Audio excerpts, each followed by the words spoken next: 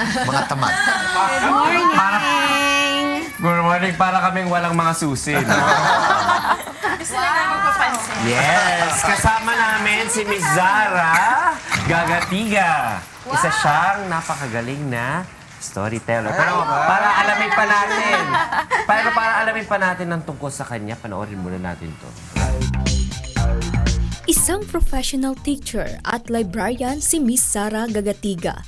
Bata pa lamang si Miss Zara nang mahilig ito sa pagbabasa ng mga comics dahil sa impluwensya ng kanyang lola.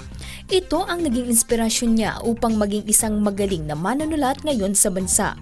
Siya ang dating presidente ng Kwentista ng mga Chikiting, isang samahan ng mga manunulat sa bansa. Bukod dito, naging presidente din siya ng Philippine Board and Books for Young People. At sa kasalukuyan ay nananatili siya bilang board member na kumakatawan sa mga librarian sa bansa. Ilan lamang sa mga storybooks na sinulat ni Miss Zara ang My Daddy, My One and Only, at Tale to Dreams at Dear Nanay. Nitong Enero ngayong taon lamang, nakakuha siya ng parangal na Storytelling Resource Award sa Amerika. Talaga namang maipagmamalaki natin na kahit sa larangan ng literatura, iba ang Pinoy. Yan, napakagaling talaga, di Ayan, ba? mamaya. Ng iyong book na nanalo ng award. Yes, Sa Storytelling Resource Award. And nanalo to sa US last January this year lang. Congratulations! Salamat. At itong librong ito, no, ay kasama niya ditong author si Dayan de las Casas, no? Ito yung kaibigan mong matagal, tama? Yes, oo. Si Diana ay isang PhilAm, storyteller din siya sa US. At ang kwento kasi noon matagal niya nang inisip yung concept na bumuo ng mga collection of folktales. And it's meant to be a resource for storytellers. So meron siyang kwento from different regions of the Philippines. Meron ding mga games, recipes, yan, songs and rhymes. How did this come about? Nako, madugong research at maraming pagbabasa. So, nag-field work din kami. Tapos, yung experience kasi ng pagsusulat, dapat pagdaanan ng manunulat yung lugar, yung sitwasyon. Nag-interview din kami ng mga nakikita namin. And then at that time kasi, I work freelance. So meron akong pagkakataong bumisita sa iba't ibang mga provinces. At the time, I also I did workshops with teachers sa iba't ibang provinces. So nagkakaroon ako ng chance para ma-interview yung mga teachers na natin na training, na nasa training. Ang napansin lang namin noon, may hiya na magbahagi ng kwento, 'di ba? Parang yung oral history natin nag-transform siya into something na nasa TV na, nasa radyo na, pero yung casual conversation mo sa isang stranger, Nahiya kang ikwento. Yes, oo. Kasi parang, naniniwala ka pa sa ganyan. o kaya parang hindi madaling mag-open up.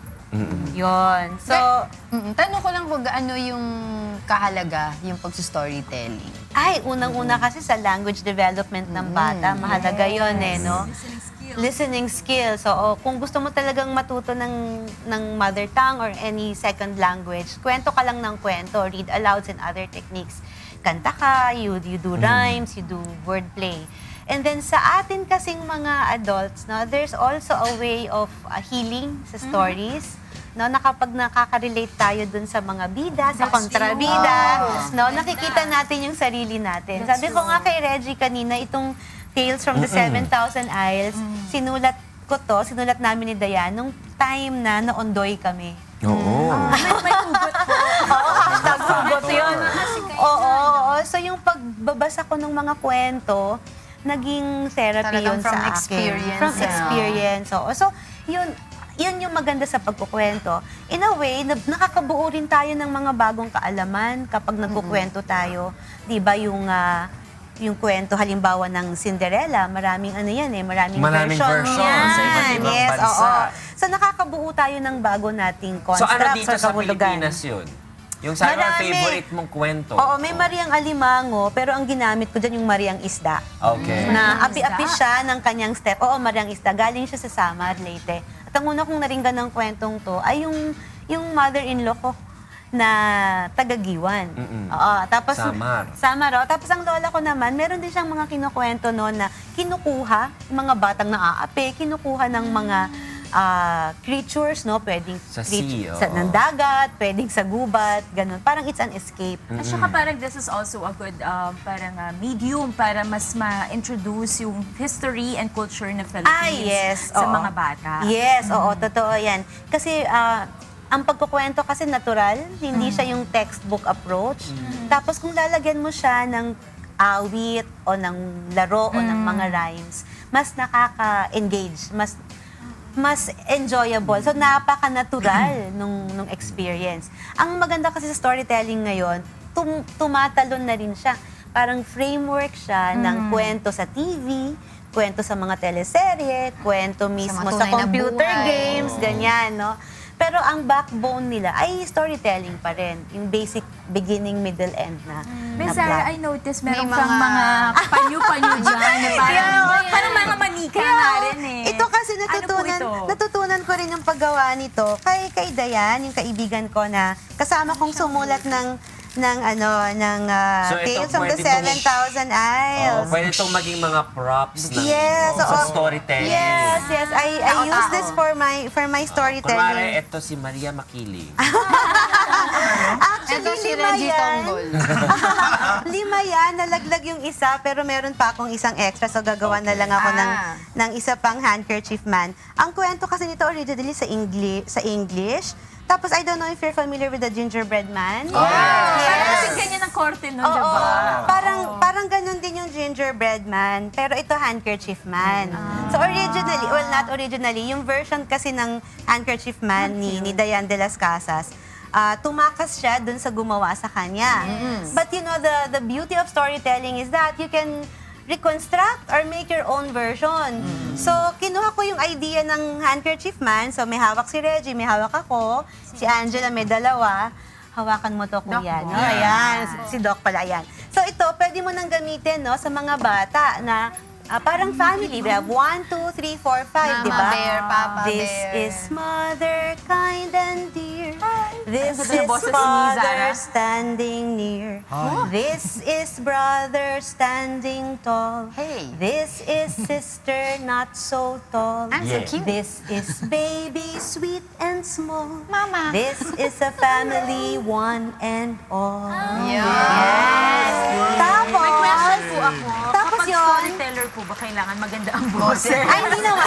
Ganda ng boses. Hindi naman, pero boses kasi yung instrumento mo eh.